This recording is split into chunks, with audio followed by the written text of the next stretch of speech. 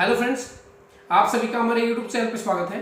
अगर आप हमारे यूट्यूब चैनल पे पहली बार आए हो तो मैं डॉक्टर अनुज गोस्वामी आपका अपने यूट्यूब चैनल पे हार्दिक स्वागत करता हूं। फ्रेंड्स, वैसे तो हमारा जो डिपार्टमेंट है वो प्रोक्टोलॉजिस्ट का है, केवल मलद्वार संबंधित रोगों के बारे में हम बात करते हैं। लेकिन आज मैं आपके सामने जो बात करने वाला हूँ वो टॉपिक थोड़ा सा हटके है। वो ये है फ्रेंड्स कि क्या आयुर्वेदिक दवाइयाँ कभी किसी को साइड इफेक्ट कर सकती है? क्या आयुर्वेदिक मेडिसिन की सभी की डोज फिक्स होती है? एडल्ट डोज सभी की फिक्स होती है? क्या बच्चों के अंदर जो खुराक होती है हर बच्चे की एक ही डोज होती है? फ्रेंड्स, जिस तरह से एलोपैथ मेडिसिन के अंदर डोज को मेंटेन किया जाता है वेट को देख के, उसकी एज को देख के, बिल्कुल सेम उसी तरीके से आयुर्वेदिक मेडिसिन का भी डोज का मेंटेनेंस करना पड़ता है, डोज को मेंटेन करना पड़ता है, स्लोली उसको टेपर डाउन करना पड़ता है। ऐसा नहीं है कि जिस पेशेंट को जो दवाइयां जो जिस डोज में डॉक्टर ने बताई है उसी डोज में उस रोग की दवाई परमानेंट चलाते रहें। कभी कभी फ्रेंड्स क्या होता है कि पेशेंट के दिमाग में ये आता है कि डॉक्टर ने जो मेरे को दवाई दी है, ये दवाई खाने से अब मैं ठीक हूं तो ये दवाइयां मैं लंबे टाइम तक लेता रहूं। लेकिन ये गलतियां होती हैं जैसे एलोपैथ के पेशेंट्स करते हैं। एलोपैथिक डॉक्टर्स जो प्रिस्क्रिप्शन दे देते हैं उसकी मेडिसिन बिना उनसे सलाह लिए रेगुलर लंबे समय तक बहुत से पेशेंट्स खाते रहते हैं। बिल्कुल सेम उसी तरह से आयुर्वेदिक मेडिसिन के प्रिस्क्रिप्शन या आयुर्वेद का तो इतना बुरा हाल है क्योंकि बहुत से नाम शास्त्री जो होते हैं वो आयुर्वेद के हिंदी में होते हैं, और लोग जितने भी होते हैं मतलब हमारी कम्युनिटी के अंदर क्या होते हैं कि द्राक्षसव, कुमारी असव, लोहासव, लक्ष्मी विलासराज, संत प्रभावटी, ये कुछ नाम ऐसे हैं जो बहुत कॉमन से नाम है जो एक आम अनपढ़ आदमी भी इनको जानता है। अगर भूख नहीं लगती भाई द्राक्षसव ले लेना, कुमारी असव पी लेना द्राक्षसव के साथ मिला के, या फिर अभ्यारिष्ट कब्ज रहता है तो अभ्यारिष्ट ले लो, बवासीर है अरे अभ्यारिष्ट ले लो। तो ये सब चीजें जो हमारी भ्रांतियां समाज के अंदर फैली हुई हैं, आज इसी तरह के टॉपिक को लेकर मैं बात करने वाला हूं कि क्या किसी के कहने मात्र से आपको किसी आयुर्वेदिक मेडिसिन का सेवन करना चाहिए? क्या ऐसा पॉसिबल है कि आप आयुर्वेदिक मेडिसिन किसी भी कहने मात्र से आप लेना शुरू कर दो और आपको फायदा कर दे? जब तक आपकी बीमारी का प्रॉपर डायग्नोस नहीं होगा तब तक उस बीमारी का सॉल्यूशन नहीं होगा। बीमारी का डायग्नोस प्रॉपर रूप से होना चाहिए जो एक अच्छे आयुर्वेदिक चिकित्सक को दिखाने के बाद ही हो सकता है। जब तक आपकी प्रकृति का नहीं पता लगेगा, आपको वातज, पित्तज, कफज, तीन प्रकृति के आधार पे आयुर्वेद वर्क करता है। तीनों आयुर्वेद के स्तंभ माने जाते हैं। इसी के अकॉर्डिंग आयुर्वेद की मेडिसिन वर्क करती है और इसी के अकॉर्डिंग आयुर्वेद के अंदर व्याधियों का अलग अलग वर्णन किया गया है, वातज, पित्तज एंड कफज। तो जब तक आप एक आयुर्वेदिक एक्सपर्ट से सलाह नहीं लोगे, आप बिना सलाह के किस बेस पे आयुर्वेदिक मेडिसिन का सेवन करते हो? तो ये आयुर्वेदिक मेडिसिन जो आप लेते हो कहीं वो आपको नुकसान तो नहीं कर रही? बहुत से पेशेंट्स ऐसे भी होते हैं कि सर मैंने आयुर्वेदिक मेडिसिन लेना शुरू किया है, 6 महीने हो गए, मेरे को सर कोई फायदा नहीं मिला।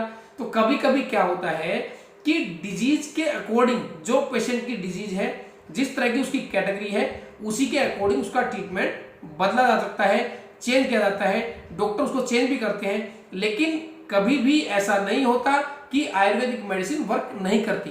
ये पॉसिबल नहीं होता। हमने बहुत से पेशेंट्स ऐसे भी देखे हैं जो कोई मेडिसिन लेके आते हैं लेकिन वो मेडिसिन 5-5, 8-8 साल पुरानी होती है, जिसकी एक्सपायरी पहले क्या होता था, आयुर्वेदिक मेडिसिन के अंदर एक्सपायरी डेट नहीं लिखी होती थी।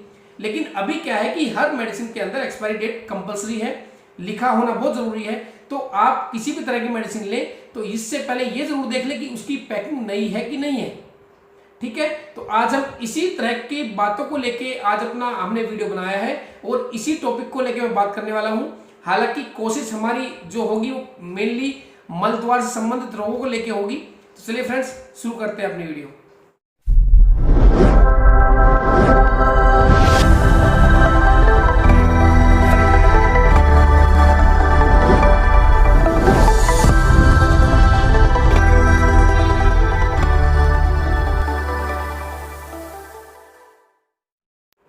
तो फ्रेंड्स, वीडियो शुरू करने से पहले मैं आप सभी से केवल ये अपील करना चाहता हूं कि किसी भी तरह की आपकी कोई भी बीमारी है, अपनी बीमारी को सबसे पहले अपने चिकित्सक को दिखाओ।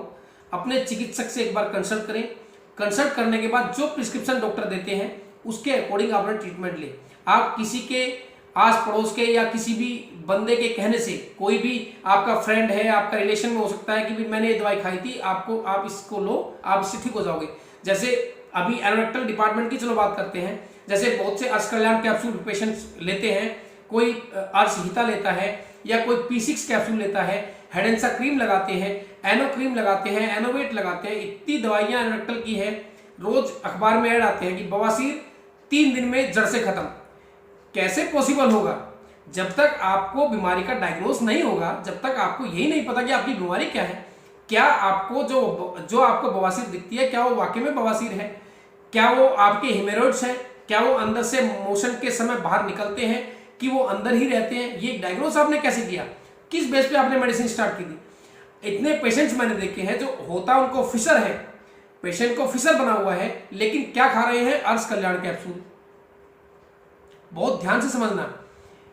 इस वीडियो बनाने का मेरा मकसद आज का यही है कि आप लोगों को इतना जागरूक करें, इतना अवेयर करें कि आप लोग किसी भी तरह की बीमारी को लेके सबसे पहले अपने चिकित्सक को दिखाओ।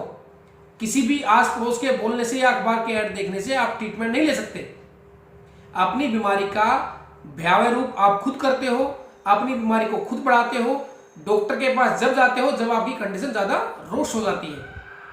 उसके बाद पेशेंट का क्या होता है? सीधा प्रोसीजर होता है। डॉक्टर कहते हैं कि भाई आपका ऑपरेशन करना पड़ेगा, आपका छाछ सुथरा करना पड़ेगा, तो आप डर जाते हो कि यार डॉक्टर ने आते ही मेरे को छाछ सुथरा बता दिया। लेकिन आप लेट आए डॉक्टर के पास, आपकी कंडीशन ज्यादा रोस्ट होती है, तभी आपके प्रोसीजर होते हैं। अगर आप अपनी कंडीशन की स्टार्टिंग में ही डॉक्टर को दिखा ले तो कभी भी प्रोसीजर नहीं होते। ये मैं अभी लिख के बता रहा हूं, अभी बता देता हूं आपको गारंटी से कि मेडिकल साइंस के अंदर आपकी बीमारी की अगर स्टार्टिंग स्टेज है तो बिल्कुल भी बिना प्रोसीजर के आप रिकवरी मेडिसिन से, कंजर्वेटिव ट्रीटमेंट से कर सकते हो, 100% कर सकते हो। केवल फिस्टुला या पाइलोनाइडल साइनस अगर इस तरह की पेशेंट की शुरुआत है तो वो ट्रीटेबल किसी भी तरह की मेडिसिन से नहीं होता। ये मैं बार बार कहता भी हूं आपको। तो अगर आपको फिस्टुला के लक्षण लगते हैं, आपको लगता है कि आपको भगंदर है या इस तरह कोई लक्षण है, तुरंत उसका ट्रीटमेंट अपने छाछ सुथरा विशेषज्ञ से ले।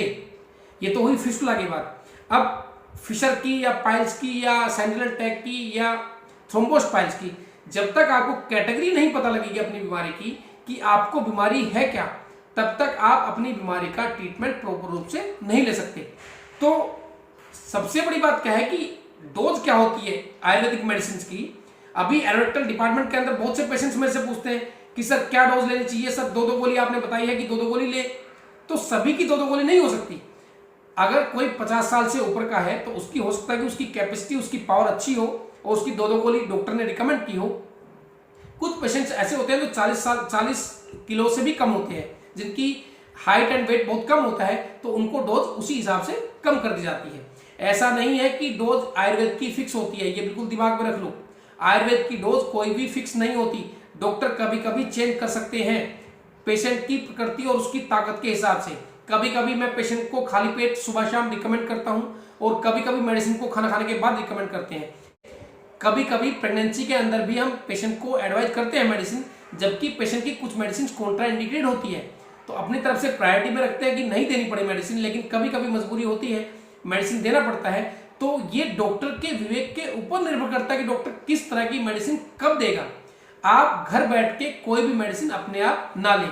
अब दूसरी बात, मेडिसिन आप खा रहे हो 2 महीने 3 महीने लंबे टाइम से, आप बिना डॉक्टर की सलाह के उसी डोज को लेके चल रहे हो, फिर आप अचानक उसको, जब आपके सिम्टम्स सबसाइड हो जाते हैं तो पेशेंट क्या करते हैं, तुरंत उसको बंद कर देते हैं। वो बहुत गलत बात है।